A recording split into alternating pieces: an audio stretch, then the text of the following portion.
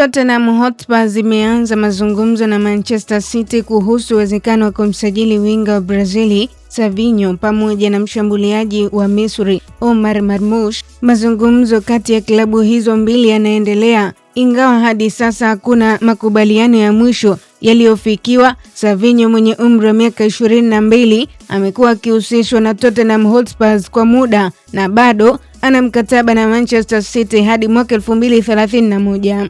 Omar Marmoush, mshambuliaji huyo mwenye umri wa miaka 27, alijiunga na Manchester City akitokea Frankfurt mwezi Januari mwaka 2025 kwa takriban pauni milioni 59. Hata hivyo, amekuwa akipata ushindani mkubwa wa nafasi kutokana na uwepo wa Erling Haaland. Marmoush amefunga mabao 16 katika mechi 16 alizoanza au kushiriki tangu kuwasili Manchester City. Tottenham inaamini kuongeza wachezaji kama Savinho pamoja na Marmoush kunaweza kuimarisha safu yake ya ushambuliaji kabla ya msimu kuanza.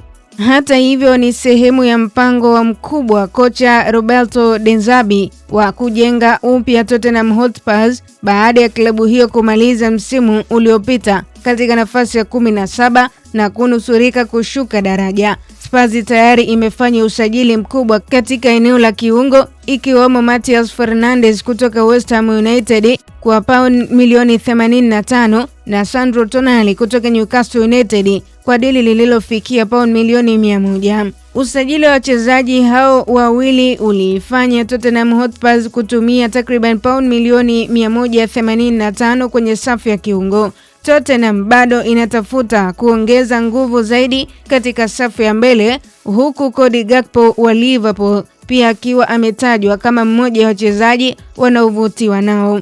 Hata hivyo, kwa sasa mwelekeo mkubwa unaonekana kuwa kwenye mazungumzo na Manchester City kuhusu Savinho na Omar Marmoush. Kwa sasa Tottenham Hotspur inafanya mazungumzo kuhusu wachezaji hao wawili, lakini uhamisho wao haujakamilika. Kwa update zaidi za kimichezo kimataifa, usiache kutufuatilia kwenye mitandao ya kijamii Instagram, Facebook na X, tufollow kama Kasako Media. Mimi naitwa Official Diaga.